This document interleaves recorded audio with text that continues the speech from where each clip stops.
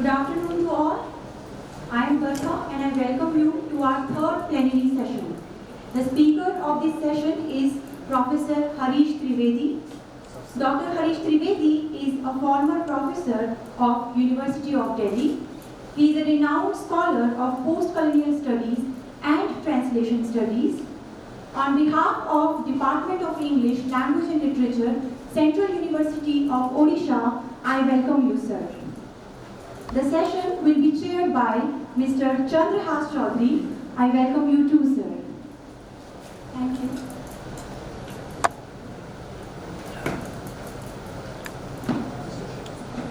Thank you so much.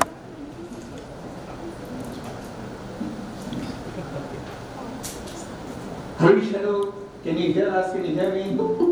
Yeah, loud and clear. Okay, that's very good. Okay, well, this is, I will not say a lot by way of introduction because Dr. Trivedi doesn't need, especially for literary scholars in a country, much introduction. But just suffice it to say that I've known Dr. Trivedi in one way or another for close to two decades from the time that I myself was a student at Hindu College in Delhi. And as an Indian writer, what I admire about him, he's one of the best literary minds I've ever come across. And what I especially envy about Dr. Trivedi is his mastery of Indian literatures in the plural. And in particular, despite being a scholar of English literature, I've really enjoyed over the years at Jaipur Literature Festival listening to him talk about the Ramcharitmanas. And in my head, I've always felt, that in our country, literature is so diverse that it is stitched together, not on the page, but in the minds of certain kinds of Indian readers. And of those, I count Dr. Trivedi as a very prominent one. So we are very pleased to have you join us today, sir, and we are looking forward to your talk on the subject, Othering Ourselves, the Paradox of Self-Translation. Over to you, Dr. Trivedi.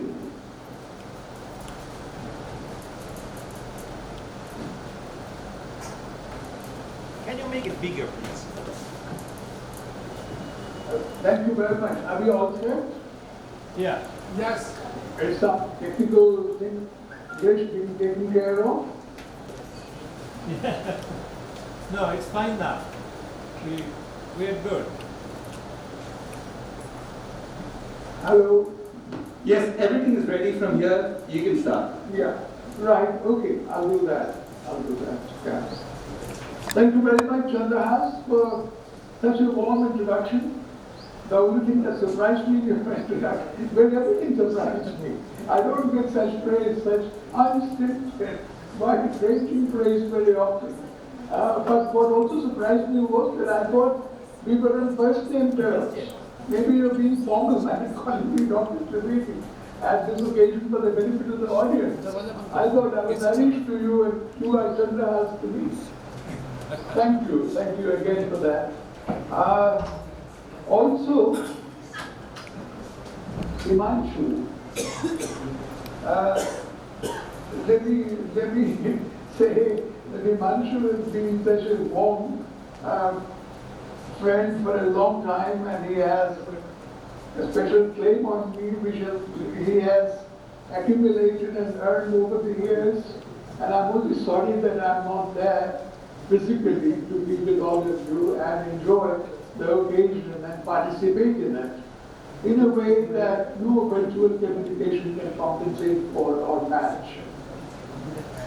Himanshu, last month when I was giving a lecture at Sambalpur, Himanshu surprised me by being present there. I didn't expect him. I think nobody expected him, and he was there. And he had undertaken a 13-hour train journey from Koraput to be there for that lecture. It made me feel particularly embarrassed and ashamed that I had pleaded with him that I can't be physically present because the road journey from Visakhapatnam or the other airport to Koraput is too long. I've done it before, I've been to Koraput. But Himanshu told me, then, and he's just told me again today, that he's working on a grand scheme to bring an airport close to Kodapur. And as soon as that is done, I'll be on the first flight, I can assure you. Meanwhile, on the subject, I had a look again this morning at the abstract I had sent about a month ago. And,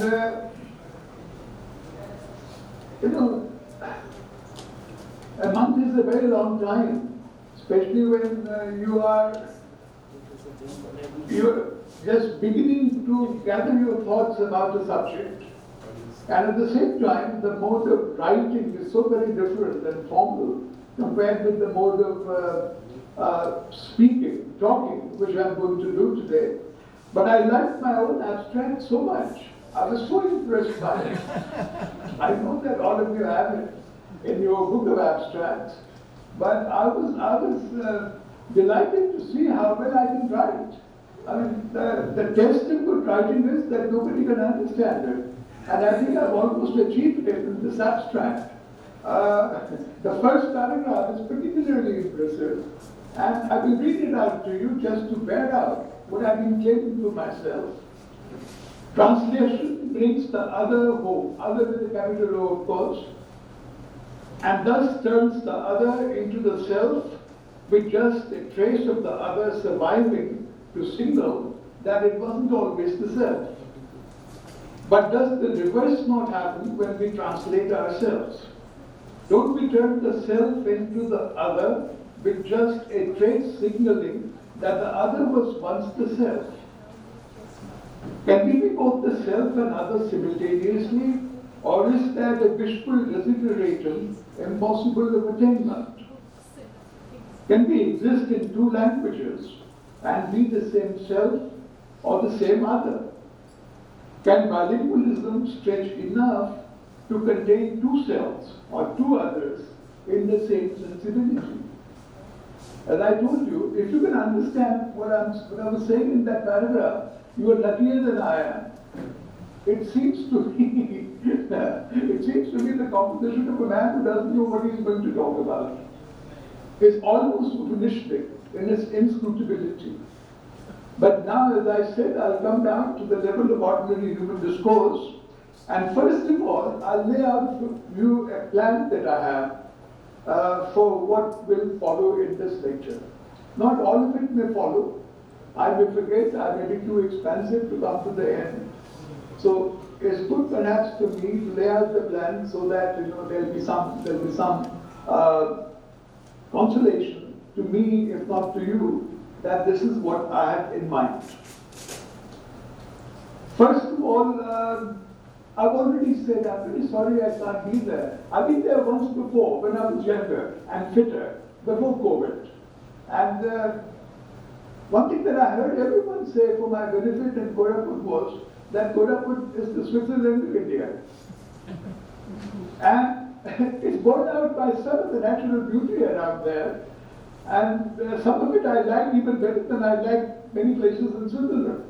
So my advice to whoever said this to me, Kodapur, was, please don't demean yourself, please don't underestimate yourself by calling yourself and your surroundings Switzerland. There's always this colonial comparison that we use to self-validate, and we should let go of it at some stage. That is also a kind of self-translation, which is not very flattering to oneself. There are many kinds of self-translation, so that's one thing that I'll be talking about, one broad spectrum of issues that I'll be talking about.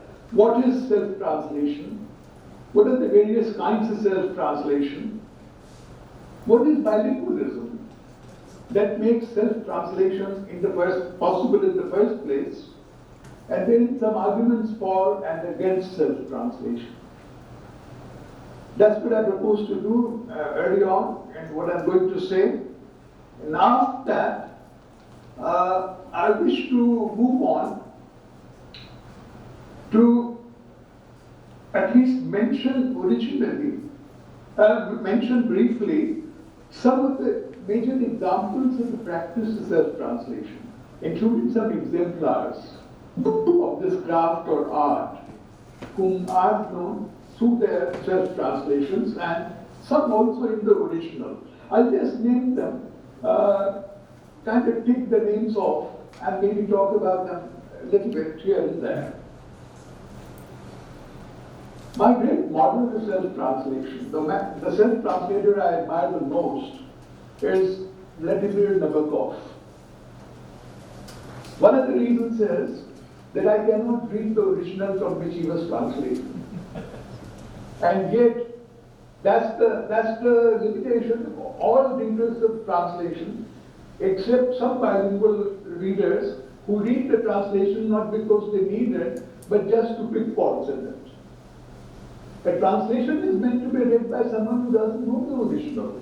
And those who know the original and still read the translation can have only a mean motive most of the time. So, Nabokov is a model to me for many reasons. Who should self-translate? A person who has no option but to self-translate.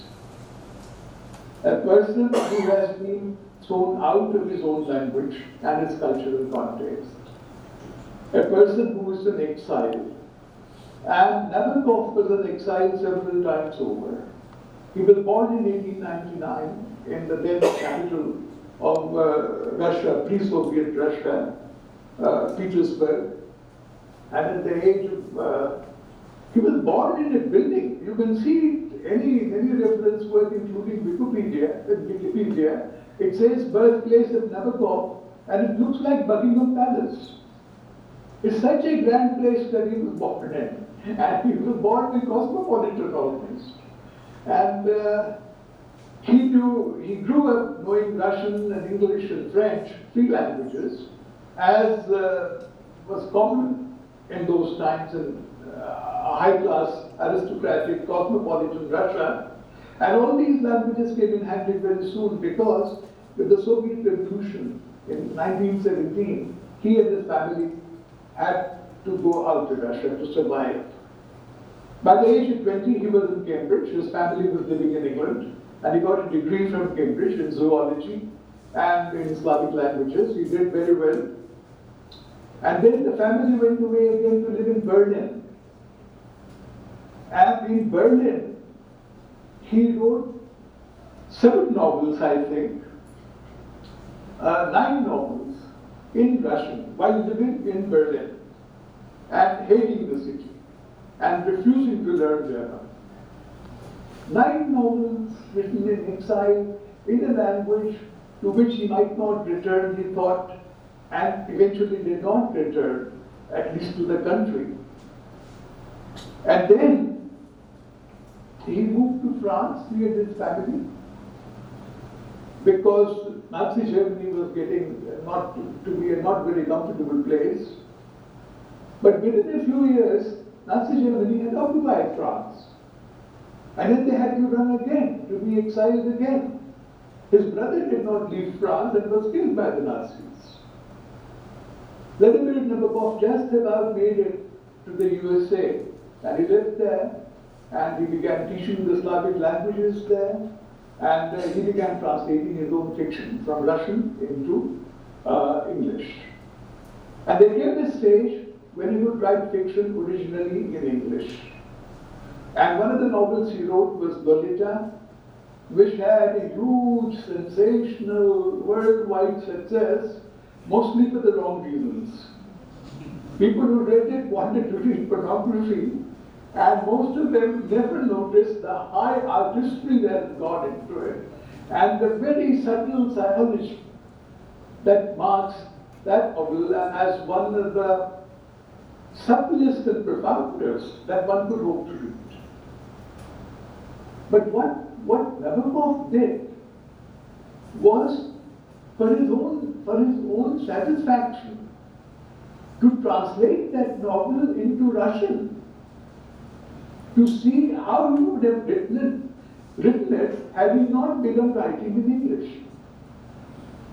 Now these are the kinds of bilingual, trilingual endeavors and experiments that even Samuel Beckett did not attempt.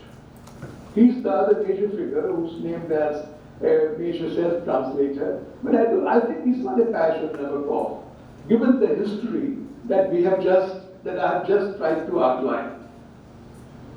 And when he became financially independent after Lolita, he went right back to Europe, making a kind of a statement with his feet about America, where he had sought shelter and a living. And he spent the last few years of his life in Switzerland, perhaps to remind himself, or perhaps to tell himself of what Koraput looks like. So he lived in Switzerland for the rest of his years. He went back to Europe, which was more congenial to him, as you can see also in Lolita. He is my grand example because of a self-translator, because obliged to self-translate again and again and again. Because Salman Rushdie went from India to England, he felt totally voluntarily. He said, we are translated men, just because they moved from one country to another. Nabokov was a translated man many times over. And his translations, therefore, his genius as a novelist is one thing, but his rendering of his own novels from one language into another is also an act of genius. My favorite novel among his large corpus is a novel called The Defense, which he wrote very early on, in 1930. And The Defense is the story of a young genius chess player who devises a new way of playing chess by inventing a new defense. There is aggression and then there is defense, and in chess, if you invent a new defense, new Rashna, as it were, around your king, you are a genius. Only a very few players have invented a new defense. And the struggle to invent a new defense was a very suitable subject for Russian. It comes across in English as well. And that, as I said, is one of the manifestations of his bilingual genius. I'll mention the others more briefly. Beckett I've already mentioned and will not go into. I'm not very sympathetic to either his work or his translating from English into French while coming from Ireland and living in France. Sounds like a bit of a luxury compared with the necessity of self-translation in the life of Nabokov. There's a man called Christopher White, whom I had not heard of before going into the subject of self-translation. He's a Gaelic Scottish poet. I will go into him a little bit when I'm talking about arguments against translation. He's a self-translator, and he seems to detest the act of self-translation.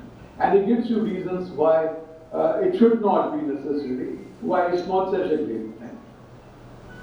In India, the three writers who perhaps are two writers who are known for self-translation most of all are Tagore and Girish Karnad, and also Premchand. About Premchand, the fact is not very well known that he was a self-translator. I'll go into that a little later. Gay is my favorite example of self-translation in Hindi, and I hope that I'll find loop for at least 3 or 4 minutes, 5 minutes to talk about him a little later. Another self-translator is Korutul Ann Hather, major novel in Urdu, Aag Ka Darya, self-translated by herself 40 years later, something like that. But no other novel of hers translated by herself. Others have been translated by others. So one-off, it's a masterpiece. She wanted to do it herself. And with what kind of implications is something that I'd like to say something about.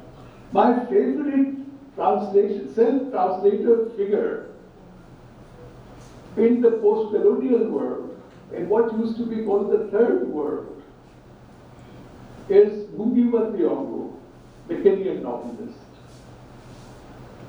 His case is quite as spectacular as Nabokov's. When we talk about these self-translators, we are talking about real life, we are talking about threat to life, we are talking about life-changing migration, physically and then in language. It's another world. It's not a luxury, self-translating. It's not something to do to fill your time. So Bungiwa Thiong'o began writing as James Bungi. And his self-translation, after writing several novels which were very nicely welcomed and acclaimed, his self-translation began with himself. And he adopted his indigenous name, rejecting James Bungi, to become Bungiwa Thiong'o. That's where self-translation begins, with the self, with one's identity, with one's very name. And when he began writing in Kikuyu, suddenly people found him very uncomfortable to read, very troubling. And the government banned his work. And he had to run to England, to go into exile. He became a writer for real. So long as you're a third world writer, you go on writing in English, nobody thinks you are dangerous. You begin writing in your own language and you get a following and you get a reaction, you get a response, which becomes troublesome to the powers that be. And then he kept writing in Kikuyu and he kept translating himself.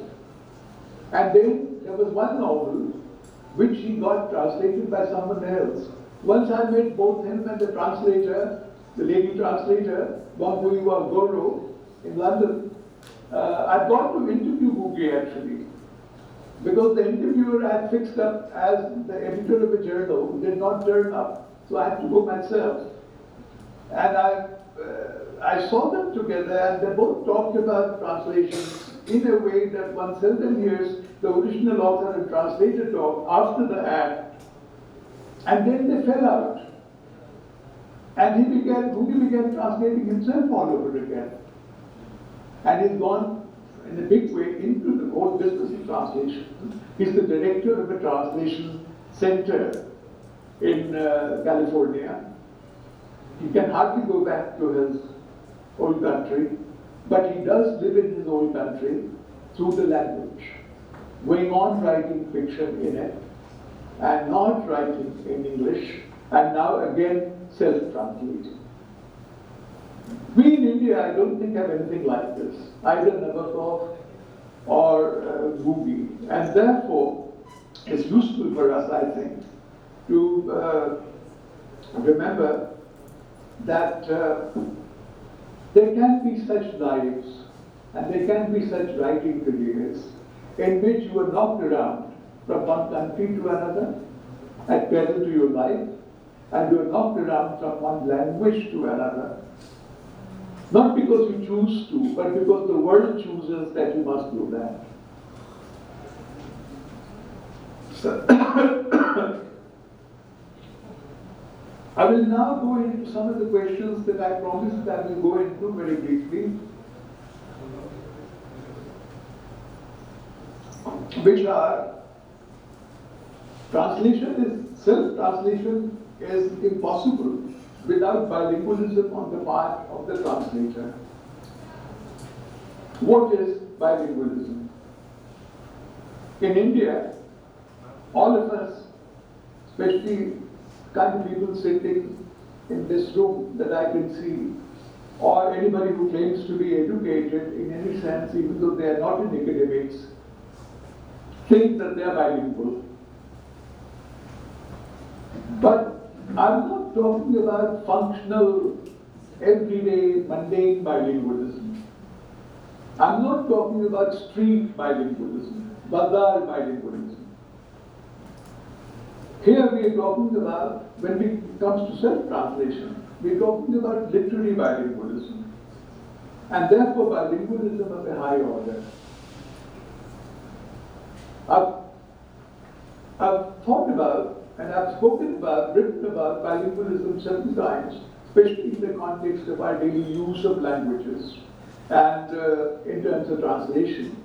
And I have arrived at two criteria which you can apply privately to yourself. You don't need to tell anyone else, to see whether you are truly a literary bilingual, a competent bilingual. One is, in ordinary conversation, can you begin a sentence in your own language and finish it without using a single word of English? The other is, can you begin and end a sentence in English without using a single word of some other Indian language? I'm not asking for linguistic purity, no, quite the opposite. But if you don't know one language well enough to say something in it, how can you know two languages? So that's the first test. In bilingualism, 1 + 1 does not always make 2,